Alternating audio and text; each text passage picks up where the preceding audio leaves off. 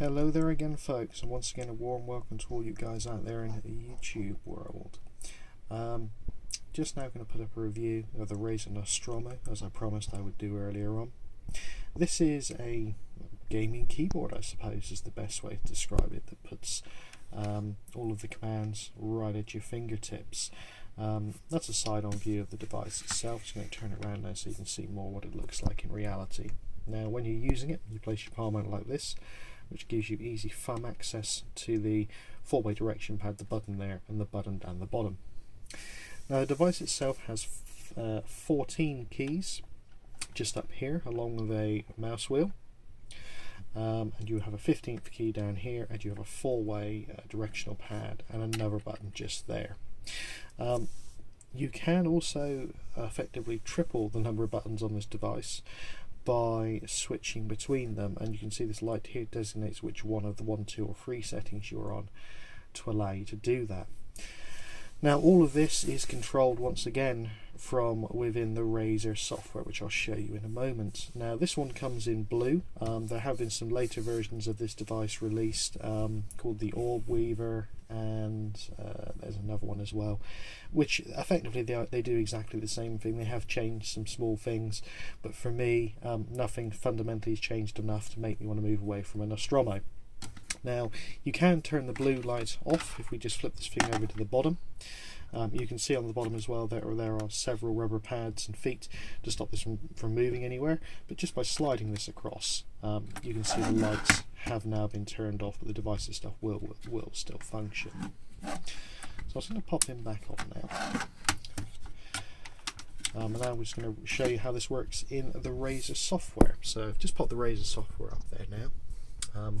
As you can see, at the moment I've got this one programmed for Diablo 3 is the profile I've got this open for, and you can configure it in much the same way as the Razer keyboard I showed you guys earlier on today. Simply by left clicking on it you can define a function, again almost exactly the same as you had in terms of assignments for the other ones this morning.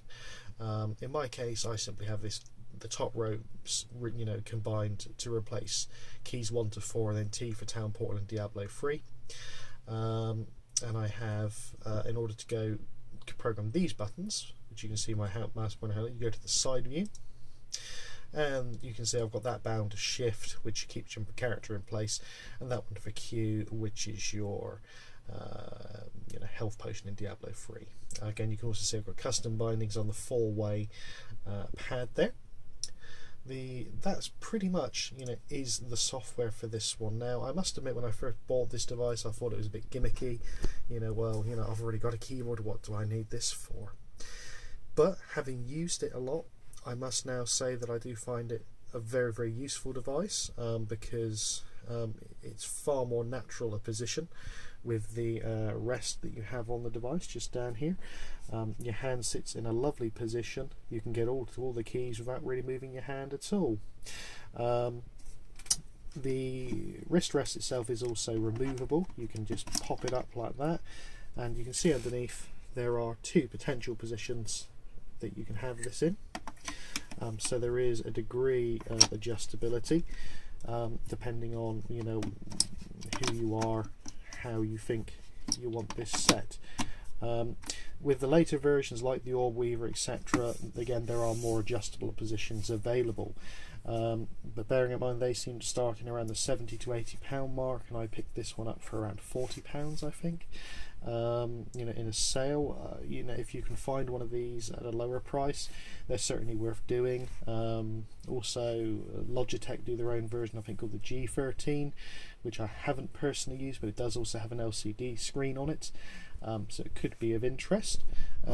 Just coming back up to the software, once again you can assign macros for this thing, although I've never found a need, and you can also, I believe, yes you can indeed, also define the lighting from the software, just like so. You can also get this device to dim when the display is turned off in the same fashion as you can with the Razer keyboards. Thank you very much for watching once again. Any questions or comments, please put them in the box below, and please subscribe and like. Thank you very much.